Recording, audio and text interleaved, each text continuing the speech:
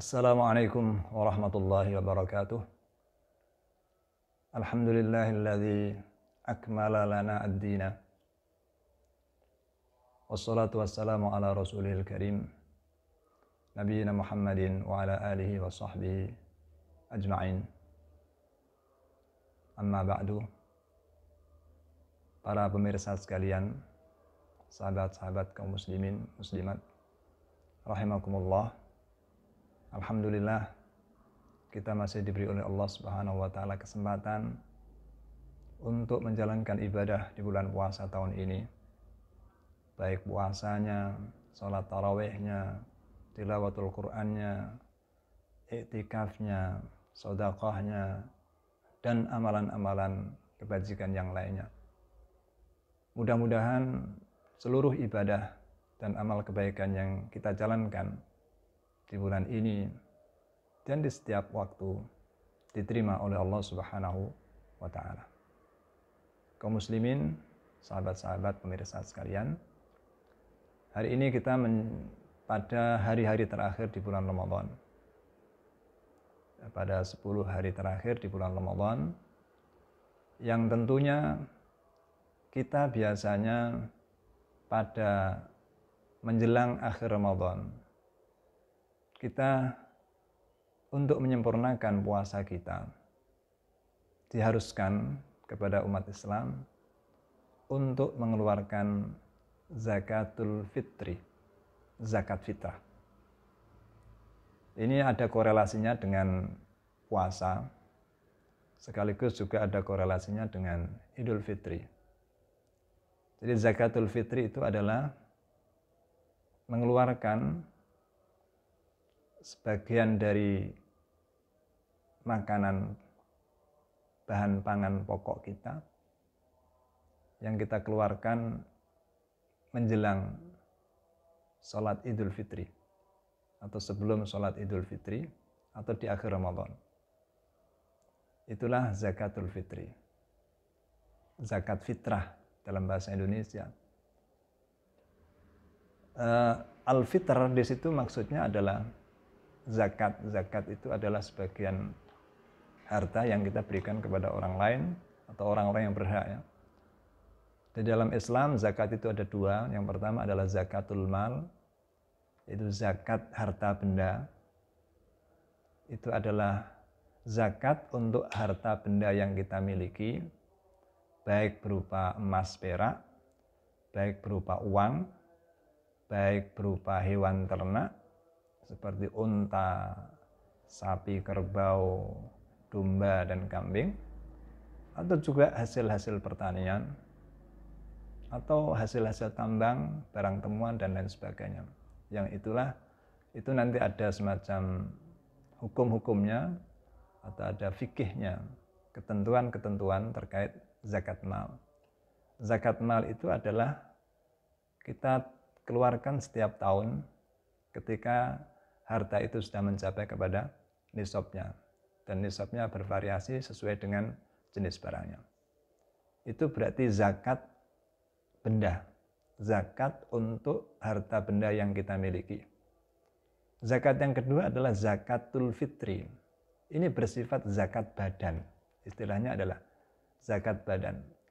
Disebut zakatul fitr itu karena memang munasabahnya itu dikaitkan dengan Idul Fitri. Al-Fitr itu adalah lawan daripada as-saum. Kalau as-saum itu adalah kita harus menahan dari makan, minum, dan sebagainya. Tapi kalau Al-Fitr itu berarti kita tidak puasa, tidak usah makan. Nah, hari raya pada saat kita tidak makan itu setelah berpuasa, itu namanya Idul Fitri. Kemudian berkenaan dengan itu ada sebuah zakat, yaitu yang kita keluarkan berupa bahan pangan dalam munasabah menjelang Idul Fitri. Itulah kenapa zakat fitrah ini disebut dengan zakatul fitri. Nah, zakatul fitri ini zakat badan, saya katakan tadi zakat badan, karena didasarkan kepada individu atau perorangan seorang mukmin. Jadi siapa yang wajib mengeluarkan zakat fitrah? Yang wajib adalah setiap muslim.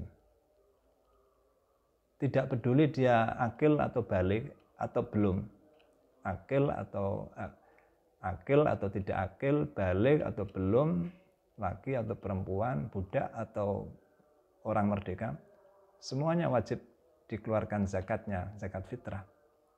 Bahkan bayi pun yang sudah lahir pada malam akhir Ramadan atau malam Idul Fitri, itu juga harus dikeluarkan zakat fitrahnya. Maka disebut zakat badan. Nah, siapa yang mengeluarkan? Ya orang yang memiliki kelebihan pangan pada akhir Ramadan atau pada malam Idul Fitri. Siapa yang memiliki kelebihan pangan untuk kebutuhan diri dan orang-orang yang ditanggungnya, nah itulah dia wajib mengeluarkan zakat fitrahnya. Seandainya dia tidak memiliki kelebihan pangan untuk diri dan keluarga yang ditanggungnya, ya tidak wajib. Memang ini untuk orang yang memiliki kelebihan pangan. Dan saya kira orang yang memiliki kelebihan pangan sangat banyak. Sehingga relatif banyak orang Islam yang mampu mengeluarkan zakat fitrah ini. Jadi zakat fitrah itu wajib atas setiap muslim, baik besar atau kecil, tua atau muda, termasuk anak-anak, bahkan bayi pun, ya. Kemudian laki-laki maupun perempuan, dia itu budak atau bukan budak. Kalau budak berarti tuannya, majikannya yang harus memberikan biaya untuk mengeluarkan zakatnya. Karena ada hadis yang menyebutkan hal itu. Dan apa yang dikeluarkan sebagai zakat fitrah yaitu bahan pangan. Di dalam hadis disebutkan so'an min tamrin atau so'an min syair. Jadi seukuran satu sok. Tamar itu adalah kurma atau satu sok syair gandum.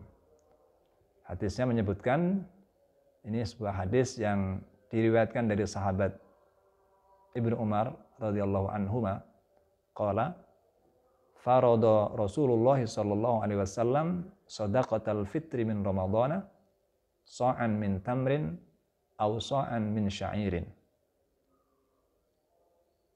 Rasulullah sallallahu alaihi wasallam mewajibkan zakat fitrah di akhir bulan Ramadan. Apa berupa apa? Yaitu sa'an, satu sok dari kurma, tamrin, atau satu sok dari gandum. Kepada siapa kewajiban ini? Yaitu alal abdi wal hurri. Kewajiban zakat fitrah ini diberikan atas semua orang muslim, baik dia itu seorang budak ataupun orang yang merdeka. Wadzakari wal untha, baik lelaki ataupun perempuan. Wassaghiri wal kabir, baik orang kecil, anak muda ataupun orang tua, minal muslimin, dari kalangan umat Islam. Nah, hadis ini riwayat Bukhari dan Muslim. Sehingga di sini menjelaskan apa yang dikeluarkan dan siapa yang harus mengeluarkan zakat fitrah. Jadi tadi yang harus mengeluarkan zakat fitrah adalah setiap muslim. Tidak perlu besar atau kecil, bayi sekalipun harus mengeluarkan, laki-laki, perempuan, bahkan budak pun harus mengeluarkan. Kalau dia tidak punya, maka orang yang menanggunglah yang berkewajiban untuk mengeluarkan zakatnya. Termasuk anak-anak kecil yang belum punya penghasilan, bayi yang belum mampu bekerja apa-apa, itu harus dizakati oleh orang tuanya yang merupakan wali atau penanggung jawab dari anak-anak tersebut. Nah, jadi disitulah syarat wajibnya zakat fitrah itu. Yang pertama adalah Islam. Ini tidak wajib atas orang kafir. Ya, karena kalau kafir itu secara otomatis tidak punya hak apa-apa, tidak punya hak surga dan sebagainya. Ini orang muslim dan dia tadi syarat yang kedua punya kelebihan pangan pada akhir Ramadan atau menjelang Idul Fitri. Kalau dia tidak punya kelebihan pangan, otomatis dia juga tidak wajib mengeluarkan zakat fitrah. Nah, kemudian apa pada zaman Rasulullah yang disebut dalam hadis itu adalah sa'an min tamrin atau sa'an min syair. Yang hadis tadi ya. Jadi satu sok dari bahan pangan yang berupa kurma, atau satu sok dari bahan pangan yang berupa gandum. Di Arab memang ada itu.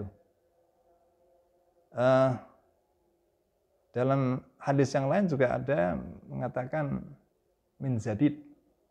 Zabib itu adalah anggur kering, anggur yang dikeringkan, atau mungkin kita sebutnya kismis ya.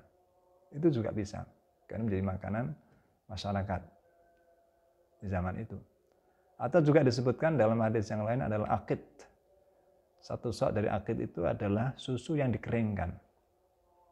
Susu yang dikeringkan itu sebanyak satu sok. Itu kalau dalam bahasa kita akid itu adalah mungkin yakut ya. Yakut.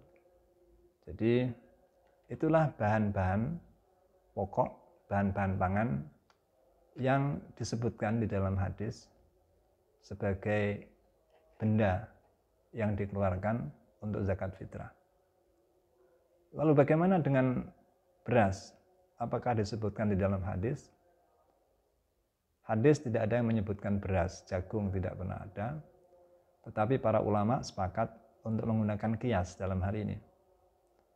Kias yaitu menganalogikan bahwa bahan-bahan pangan yang dikeluarkan pada zaman Rasulullah itu adalah bahan-bahan pangan utama di masyarakat itu. Sehingga kalau pada suatu masyarakat bahan pangannya bukan gandum, bukan kurma, di Indonesia kan kurma tidak ada. Kebun kurma juga tidak ada, yang ada kurma di toko-toko itu. Harus beli. Jadi bahan pangan utama di Indonesia adalah beras. Untuk masyarakat tertentu ada yang jagung. Untuk masyarakat tertentu ada yang sagu. Nah, tergantung kondisi masyarakat. Yang jelas ilahnya, kesamaan ilahnya, alasannya yang sama, yaitu bahan pangan utama di suatu masyarakat. Nah, kalau di masyarakat Indonesia bahan pangan utamanya adalah beras, ya zakat fitrahnya pakai beras. Ukurannya berapa? Satu sok. Sok itu bukan bobot. Sok itu sesungguhnya adalah takaran. Takarannya. Tetapi kalau kita kemudian melihat atau mengkonversikan dengan bobot, misalnya beras. Satu sok itu 4 mud ya. Ini ukuran-ukuran di Arab sana ya. Di zaman Nabi. Jadi satu sok, satu zakat fitrah itu adalah 4 mud. 1 mud itu adalah ukuran orang kalau fidyah, mengganti puasa dengan fidyah itu 1 hari diganti dengan 1 mud bahan pangan. Nah, fitrah itu 4 mud. Kalau dikonversi dalam bentuk kilogram beras, itu sekitar 3 kilogram. Ada yang dulu mengatakan 2,5 kilogram, tapi akhir-akhir ini banyak yang memilih yang lebih aslam, yang lebih selamat lah, yang lebih tidak meragukan, yaitu 3 kilogram. Sebetulnya kurang sedikit, tapi banyak yang menggenapkan jadi 3 kilogram itu adalah satu fitrah, satu zakat fitrah. Nah, itulah bahan yang harus kita keluarkan untuk zakat fitrah, yaitu makanan pokok masyarakat seukuran 3 kilogram beras. Nah, kemudian apa tujuan atau maksud atau hikmah di balik zakat fitrah ini? Ternyata di dalam hadis itu ada 2 tujuan utama. Yang pertama, atau kita sebutkan saja di dalam hadisnya, qala Rasulullah SAW dalam sebuah hadis diriwayatkan oleh sahabat Ibnu Abbas radhiyallahu anhuma, farada Rasulullah sallallahu alaihi wasallam zakatal fitri. Rasulullah mewajibkan zakat fitrah. Tujuannya pertama, tuhratan lis-shaimi minal lagwi warrafathi. Tujuan pertama dari zakat fitrah adalah mensucikan, membersihkan orang-orang yang berpuasa di bulan Ramadan dari kotoran-kotoran yang mungkin tidak terhindarkan, yaitu al-lagw warrafath. Al-lagw itu adalah ucapan-ucapan kotor, ucapan-ucapan yang tidak perlu, ya, perkataan-perkataan yang tidak baik. Warrafath yaitu ucapan atau perbuatan yang tidak layak, yang tidak baik juga, yang mengandung unsur porno dan sebagainya. Jadi kadang-kadang dalam puasa kita, lidah kita, mata kita dan sebagainya, perbuatan-perbuatan kita terkadang tak terhindarkan dari hal-hal yang kurang selayaknya dilakukan oleh orang yang sedang berpuasa. Karena itu, untuk melengkapi sempurnanya puasa kita, mensucikan puasa kita dari kotoran-kotoran tadi, disucikan dengan mengeluarkan zakat fitrah. Ini hikmah dan fungsi yang pertama. Dan hikmah serta fungsi tujuan yang kedua, yaitu wa tu'matan lil masakin. Dan untuk memberi makan kepada orang-orang yang miskin. Nah, ini konteksnya, kalau tuhratan lis-shaim ini konteksnya dengan ibadah puasa orang-orang yang beriman. Nah, tu'matan lil masakin ini adalah konteksnya dalam rangka Idul Fitri. Idul Fitri adalah hari raya yang seharusnya penuh kebahagiaan dan kegembiraan untuk seluruh masyarakat dan umat Islam. Sehingga tidak seharusnya pada hari raya Idul Fitri ada satu orang pun yang bersedih karena tidak punya pangan. Seharusnya tidak ada. Semuanya harus punya pangan. Semuanya harus bergembira. Semuanya harus merasa bahagia di hari Idul Fitri. Oleh karena itu, syariat Islam melalui sabda Rasulullah ini menganjurkan zakatul fitr ini dalam rangka memberikan kebahagiaan bagi orang-orang miskin yang selama ini kekurangan pangan. Diharapkan dengan zakat fitrah ini mereka memiliki pangan yang cukup pada hari Idul Fitri dan bersama-sama bisa berbahagia di hari raya Idul Fitri, sehingga kebersamaan di antara umat Islam itu betul-betul terwujud, kegembiraan dan kesyukuran betul-betul terwujud di seluruh komponen masyarakat muslim. Itulah yang disebutkan di dalam Al-Quran, walitukmilul iddata walitukabbirullaha ala ma hadakum wala'allakum tashkurun. Dan hendaklah kalian menyempurnakan jumlah puasa Ramadan itu sampai tuntas, sampai akhir. Kalau 30 ya 30, kalau 29 ya 29. Summa wa tukabbirullaha ala ma hadakum. Kemudian ketika berakhir Ramadan itu, kita diperintahkan untuk bertakbir, bertahmid, bertahlil, bertasbih, bertakbir. Kita biasanya banyak mengucapkan takbir untuk menghadapi Idul Fitri dan menandai berakhirnya Ramadan. La'allakum tashkurun. Agar kalian semuanya bersyukur kehadirat Allah Subhanahu wa taala atas semua nikmat yang diberikan selama Ramadan, dan tumbuh semacam kebahagiaan dan kegembiraan dengan hadirnya Idul Fitri. Inilah yang dimaksudkan, yang disasar dengan diperintahkannya zakatul fitri pada akhir Ramadan. Sehingga zakat fitrah itu waktu pendistribusiannya juga diikat oleh waktu tertentu di dalam agama.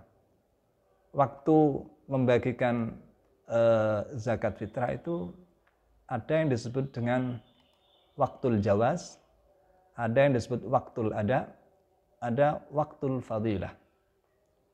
waktu yang paling utama mengeluarkan zakat fitrah itu adalah setelah subuh sampai sebelum pelaksanaan Hari Raya Idul Fitri. Itu afdolul waqt. Waktu yang paling utama mengeluarkan zakat fitrah. Adapun waktul ada, yaitu waktu yang selayaknya, yang sudah seharusnya dikeluarkan, yaitu malam Idul Fitri. Setelah maghrib sampai malam. Malam sampai subuh. Itu waktul ada. Terus waktul jawaz, itu waktu yang boleh saja. Yaitu sehari atau 2 hari sebelum Ramadan berakhir. Sehari atau 2 hari sebelum Idul Fitri. Itu sudah boleh kita keluarkan. Kita kadang-kala dalam panitia-panitia penerimaan dan penyaluran zakat fitrah, karena mungkin faktor teknis dan sebagainya, ada yang hari terakhir Ramadan, ada juga yang sehari sebelum Ramadan berakhir. Tapi itu adalah termasuk waktu jawaz, waktu yang dibolehkan mengeluarkan zakat fitrah. Dan kalau 2 hari sebelum Idul Fitri atau sehari sebelum Idul Fitri, itu insya Allah tidak menghilangkan sasaran dan tujuan daripada zakat fitrah tadi, yaitu tu'matan lil masakin. Kalau terlalu jauh dari Idul Fitri, misalnya awal Ramadan, meskipun ada yang mengatakan boleh, tapi itu menghilangkan hikmah daripada zakat fitrah, yaitu tu'matan lil masakin pada hari Idul Fitri. Nah, padahal konteks daripada zakat fitrah tadi itu adalah 2, yaitu menyucikan orang-orang yang berpuasa dari kotoran-kotoran yang tidak seharusnya dilakukan, baik ucapan maupun tindakan. Dan sasaran yang kedua adalah memberikan makanan dan kebahagiaan kepada orang-orang miskin pada saat Idul Fitri, sehingga tidak ada yang kekurangan pangan pada hari raya Idul Fitri tersebut. Inilah hal-hal yang perlu kita ketahui terkait pelaksanaan zakat fitrah. Mudah-mudahan kita semuanya mampu melaksanakannya, insya Allah bisa. Ya. Karena tidak terlalu mahal, tidak terlalu berat insya Allah bagi kita semuanya. Bahkan orang yang biasa-biasa pun insya Allah bisa mengeluarkan zakat fitrah. Mudah-mudahan amal ibadah kita, puasa kita, sholat tarawih kita, iktikaf kita, doa-doa kita, semuanya, sedekah kita, zakat kita diterima oleh Allah Subhanahu wa taala. Allahumma taqabbal minna innaka antas samiul alim wa tub alaina innaka antat tawwabur rahim. Rabbana atina fid dunya hasanah wa fil akhirati hasanah wa qina adzabannar. Wabillahil hidayah wat taufiq. Wassalamu alaikum warahmatullahi wabarakatuh.